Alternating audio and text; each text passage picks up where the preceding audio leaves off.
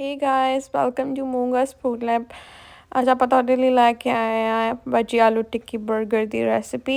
ਸੋ ਬਹੁਤ ਹੀ quick and easy recipe ਆ, ਕੋਈ ਵੀ ਬਹੁਤ ਹੀ ਘੱਟ ਟਾਈਮ ਦੇ ਵਿੱਚ ਬਣਾ ਸਕਦਾ। ਸੋ ਚਲੋ ਆਪਾਂ ਅੱਜ ਆਲੂ ਟਿੱਕੀ 버ਗਰ ਬਣਾਉਂਦੇ ਆ। ਬਣਾਉਣ ਲੱਗੇ ਆ ਵੈਜੀ 버ਗਰ।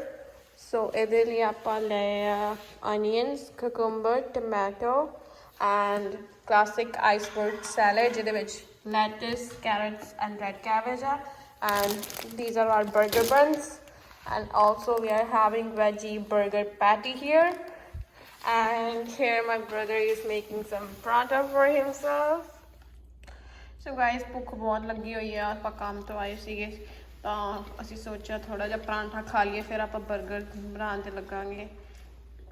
ਚੀਅਰਸ, ਤੁਸੀਂ ਵੀ ਖਾਓ। ਸੋ ਆਪਾਂ ਵਾਡੀਲਾਲ ਬ੍ਰਾਂਡ ਦੀ ਆਪਾਂ ਵੈਜੀ 버ਗਰ ਪੈਟੀ ਲਈ ਆ, ਇਹਨੂੰ ਆਪਾਂ ਕੱਢ ਕੇ ਮਾਈਕ੍ਰੋਵੇਵ ਕਰਨਾ ਹੈ ਬਿਕੋਜ਼ ਇਟ ਇਜ਼ ਫਰੋਜ਼ਨ।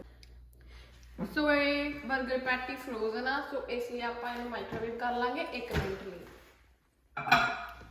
ਸੋ ਆਲੂ ਟਿੱਕੀ ਆਪਾਂ ਡੀਪ ਫਰੋਜ਼ ਕਰ ਲਈ ਆ, ਆ ਦੇਖੋ।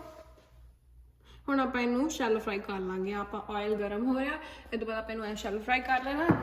ਹੁਣ ਆਪਾਂ ਇਹਦੇ ਵਿੱਚ ਟਿੱਕੀ ਪਾ ਦਾਂਗੇ।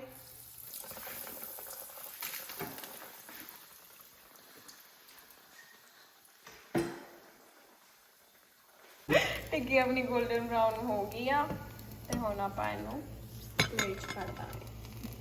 ਦੇਖੋ ਕਿੰਨੀ ਸੋਹਣੀਆਂ ਟਿੱਕੀਆਂ ਬਣ ਕੇ ਤਿਆਰ ਹੋਈਆਂ ਨੇ। ਸੋ ਇੱਕ ਪੈਨ ਦੇ ਵਿੱਚ ਆਪਾਂ ਬਟਰ ਲਾ ਦਾਂਗੇ ਤੇ 버ਗਰ ਬੰਸ ਨੂੰ ਸੇਕ ਲਾਂਗੇ ਥੋੜੀ ਦੇਰ ਲਈ, ਲਾਈਕ 1-2 ਮਿੰਟ ਲਈ ਆਪਾਂ 버ਗਰ ਬੰਸ ਨੂੰ ਸੇਕ ਲਾਂਗੇ ਤਾਂ ਜਦੋਂ ਤੱਕ ਉਹ ਗੋਲਡਨ ਬਰਾਊਨ ਨਹੀਂ ਹੋ ਜਾਂਦੇ।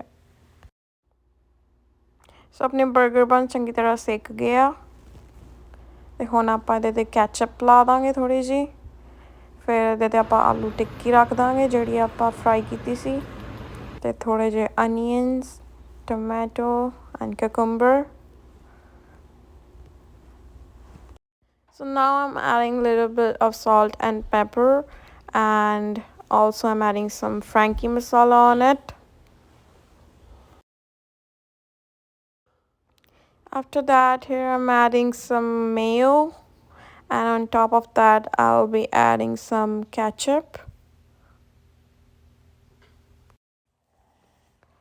ਇਸ ਤੋਂ ਬਾਅਦ ਆ ਗਿਆ ਆਪਣਾ ਆਈਸਬਰਗ ਸੈਲਡ।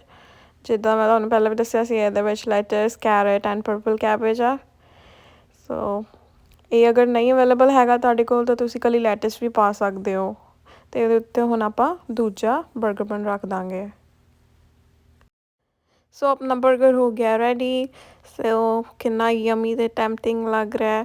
ਸੋ ਮੈਂ ਤਾਂ ਚੱਲੀ ਹਾਂ ਖਾਣ, ਤੁਸੀਂ ਵੀ ਬਣਾ ਕੇ ਖਾਓ। ਬਾਏ।